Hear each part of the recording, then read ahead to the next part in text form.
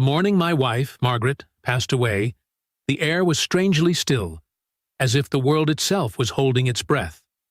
50 years of marriage, and yet I realized, standing by her empty side of the bed, that I didn't really know everything about her. Her last words still echo in my head, soft, shaky, almost pleading. "Henry, promise me you'll never go to the farm." That was the same old warning she'd repeated for decades. Don't go to the farm. It sat on the far edge of our property, a few acres beyond the woods. A rusty gate, a sagging barn, and silence. I had respected her wishes all my life, until the day she was gone. I buried her with trembling hands and a heart heavy with questions. But that night, as I sat alone by the fire, I found something in her old jewelry box. A small brass key tied to a piece of faded ribbon. There was a note attached, in her handwriting. Greater than, "When the time comes, you'll understand." That was when the unease turned into obsession. The next morning, I drove my old pickup through the fog and toward the forbidden farm. The gate creaked open like a ghost sighing, and weeds brushed against the truck as I rolled forward. The barn stood in the middle just as I remembered. Red paint long peeled away, roof half collapsed. But when I stepped inside, I saw something that made my old knees nearly buckle. A padlocked door at the back of the barn. The brass key fit perfectly. When the lock clicked open, a faint smell of dust and old wood filled the air. I pushed the door and froze. Inside was a small, tidy room, lit by a single dusty bulb swinging from the ceiling. The walls were covered with photographs. Dozens, maybe hundreds. Every one of them showed children, smiling, laughing, some in ragged clothes, others in clean ones. But they weren't ours. Margaret and I never had kids. In the middle of the room sat a rocking chair, a small blanket draped over it. A child's toy horse rested nearby. My breath caught. On the table beside it lay a leather notebook. The first page read, "The Lost Ones, Margaret L. Walker." The entries began in 1971. Each page told the story of a different child, their names, ages, and how Margaret had found them.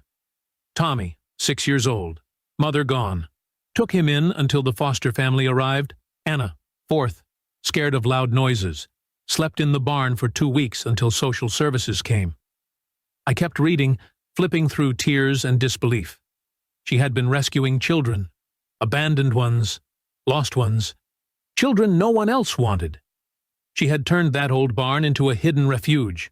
Every entry was signed with her initials and a date. Some of the stories ended happily, adopted by a loving family in town. Others ended with heartbreak. Ran away before sunrise, never found. And then, in the last pages, her handwriting grew shakier. Greater than, "I keep dreaming about them. All those little faces. Maybe someday Henry will forgive me for the secrets he wouldn't have understood. He always believed in rules. But love doesn't follow rules." I sank into the rocking chair, her rocking chair, and for the first time in years, I cried. For days afterward, I couldn't eat, couldn't sleep. My wife, my Margaret, had lived a whole second life right under my nose, and she'd kept it from me. Not out of malice, I realized, but out of fear that I wouldn't approve. She was right. Back then, I was a strict man. A farmer who believed in order, not in breaking laws to save strays. I probably wouldn't have understood. But now, seeing her secret world, I understood everything. A week later, I went back. I cleaned the barn, dusted the photos, and sat for hours reading her notebook again. There were addresses, hints of where some of the children had gone. I decided to find them. The first address led me to a woman named Claire. She was a nurse now, maybe 45. When I mentioned Margaret's name, she froze. "Your wife?" she whispered. She saved me." She invited me inside and showed me an old photo, a little girl standing in front of the same barn. I used to call her Mama Maggie. She gave me soup when I hadn't eaten for 3 days. She told me I was safe. Now I didn't know what to say. My heart felt like it might burst. Claire hugged me before I left. She was an angel, Mr. Walker. Don't ever doubt that. Over the next month, I found 5 more of them. A teacher, a truck driver, a single mother, even a police officer. Every one of them had a story. Everyone had tears when they heard she was gone. It was as if she had built her own family, not of blood, but of kindness, and I had never known. One evening, as the sun set behind the fields, I returned to the farm again. I brought my tools, some lumber, and a sign I carved myself. It read, "Maggie's Haven, for every lost child who found love here." I hung it above the barn doors and whispered into the quiet air, "You don't have to hide anymore, sweetheart." Weeks passed. Then one day, a letter arrived. No return address. Inside was a photograph.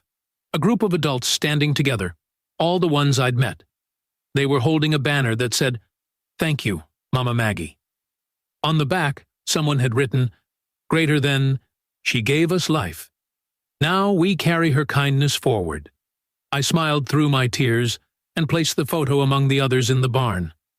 That night, I dreamed of her, standing by the door, smiling, whispering softly, "I told you you'd understand one day." And when I woke up, for the first time since she died, I didn't feel alone.